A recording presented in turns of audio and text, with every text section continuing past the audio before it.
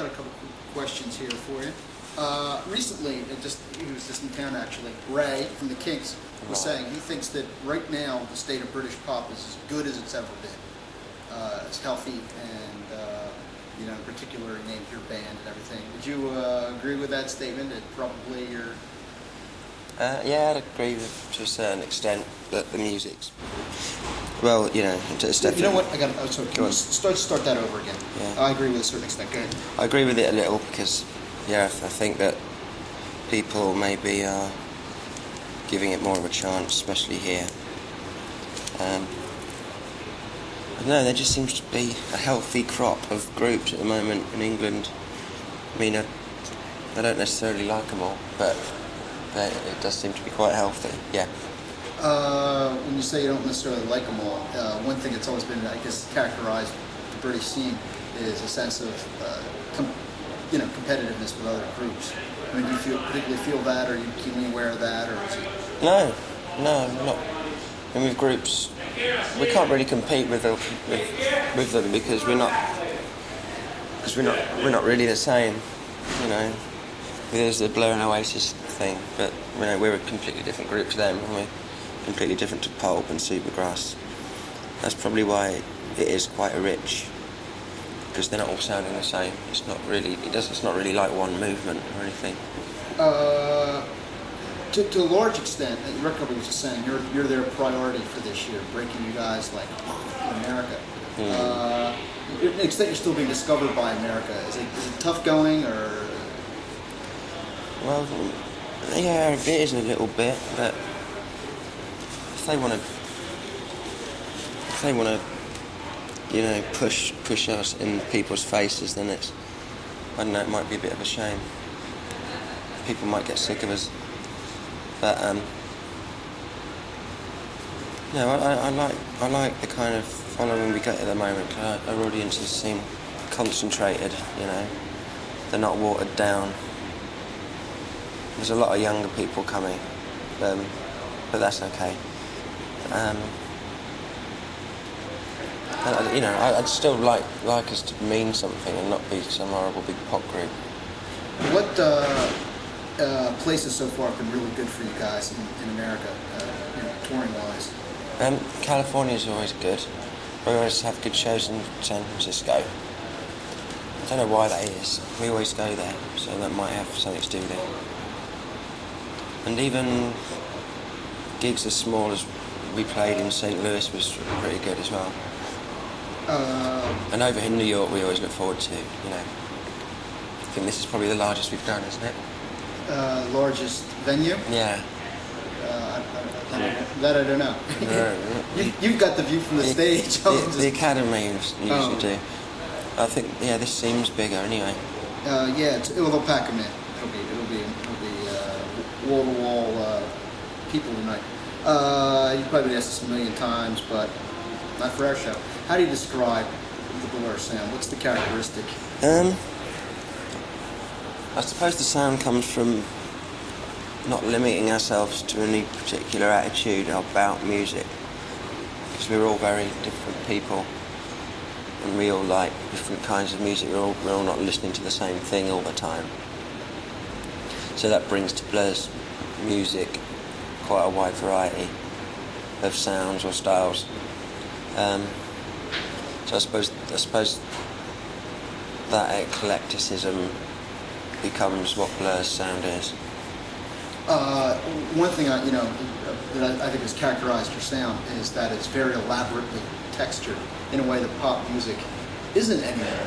You look back at old Beatle albums, or be it horn section or string section or whatever. You seem to be one of the few bands actually that's almost reintroducing this to audiences. Certainly since the whole Seattle thing has swept America. That's all been swept aside. It's like new ground to discover for people. Well, yeah. I mean, I suppose music we listen to is not that simple. I mean, some of our songs, like Globe Alone, are just full-on rock, I suppose, or maybe like punk rock. But that's like a release for us, Sometimes it gets complicated live when we're having to deal with strings. horn sections. So it's good to just thrash That's all. occasionally. The horn section's all loaded into samples. The horn section's all loaded into samples. I think I just heard with the sound check. Oh no, that's Mike and Richard. And they're live, a sax and a trumpet. Oh, I didn't even see him back there. Oh, we hide them. You hide? Not really well. I mean, they sort of stand behind me.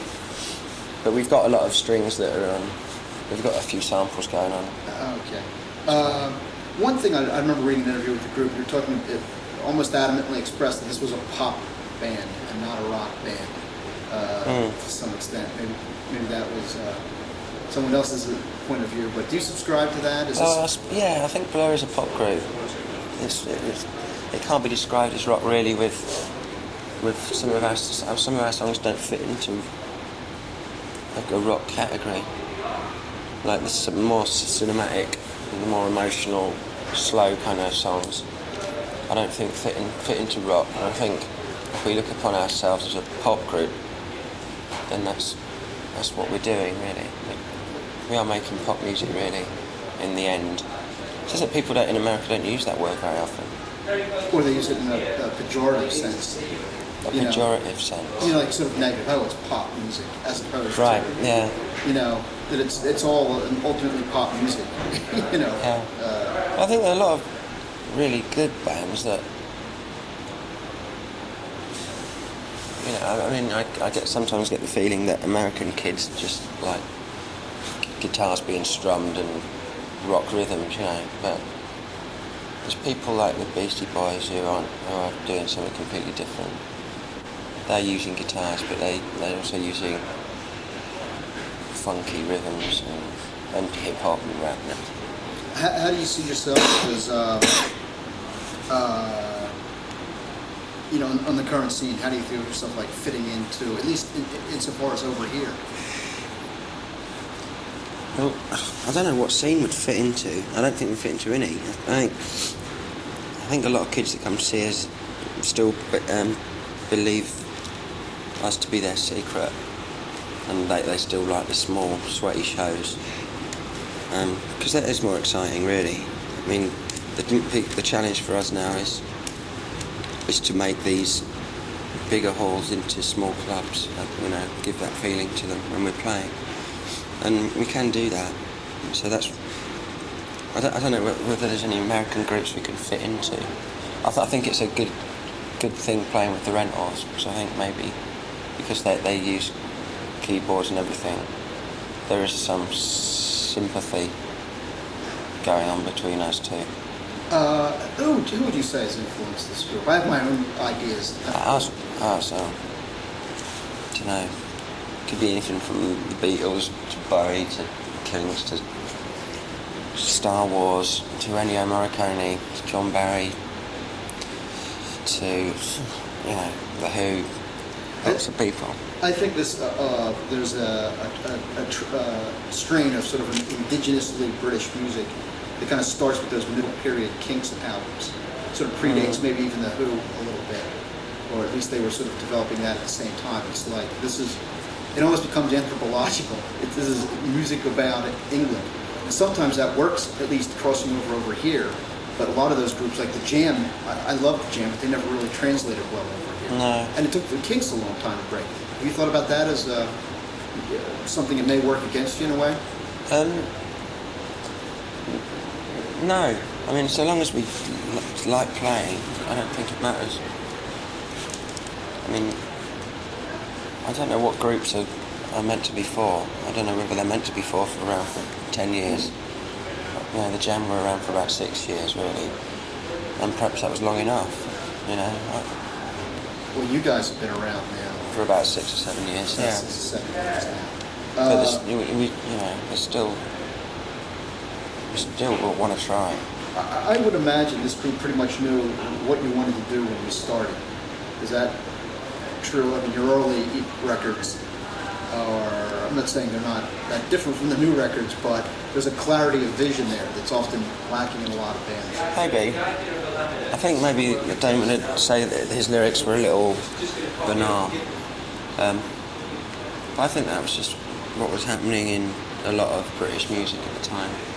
It was a lot to do with, you know, the indie dance thing, which we used as some stepping stones really to get some fans, I suppose, and probably to get signed. So we were very innocent then, very naive. What do you listen to? What do I listen to? You know, when you're traveling around America here. I listen to Beastie Boys a lot. I listen to I've been listening to a band called Mission of Burma quite a lot. They're an odd group. They kind of remind me of Joy Division-y, Wire.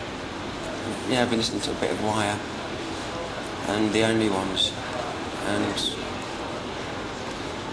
so it's quite American-y really. Your tastes in general? Yeah, at the moment. Yeah. Because there's so much of the Britpop thing going on in Britain that it's pretty boring to me really. Oh, but you guys are like, you know, you're kind of in the eye of the cyclone of this thing. well, we've always seemed to have done something. I mean, our first, like, maybe Britpop record was in '92 when we released Pop Scene, and at that time it was completely overlooked because of Teen Spirit and everything. Okay, here's... You know, so we're not bitter. We want to keep moving. We don't want to sit around in Britpop filth for the rest of our lives. I was watching you guys on MTV yesterday. There's a bit of an interview with you on. Did you see it? No. Oh, yeah. And some good... I'm really psyched for tonight's show. It's a bit of live performance. Right. It's really exciting, you know. But anyway, they touched into the inevitable, which is, what the hell is this Oasis thing? Over here in America, where we're kind of watching this from afar, is this real? Is this... what's going on? This was quite a while ago, really, this started. We've always got on really well as people when we've met up. And I don't think there's any real problems between us, because we do know that whatever happens, we are different groups. But, you know, it was just this thing about number one, and there was arguments concerning, you know, certain methods, sales techniques, stuff like this. Just got a little bit bitter. And there were some silly comments made about us and maybe concerning them in the press, so the atmosphere was pretty bad. But I think we're over it anyway. A genuine hostility, at least for a while. Well, I don't know whether it was. I think it was just press. It was just you guys. Us guys. Yeah, because whenever I see Liam, he always says he likes me. So I don't know. And Noel's never said anything bad about me. So. Well, the weird thing is, here in the States, you know, obviously they've got a hop, skip, and a jump ahead of you guys commercially, which is in a weird way is evidently going to open doors for this group. You know, I mean the quote unquote story surrounding this rivalry is going to reach, you know, a very large American audience very shortly. You know, be aware of this, and suddenly next thing you know, as I said, you know, the record company's like, yeah, these guys are going to happen here big. Right. You know. Do you feel that? Do you feel like you're on the cusp of something here, at least vis-a-vis the States? Yeah, I do actually. I mean, these have been the best shows we've played for ages. How long? Certainly the best in the States. How long have you been out? We've been out for almost about 2.5 weeks. I heard I remember when the album first came out here, and you guys, I think, playing it at NEW, like live in the studio thing. You know, right. It was your last tour.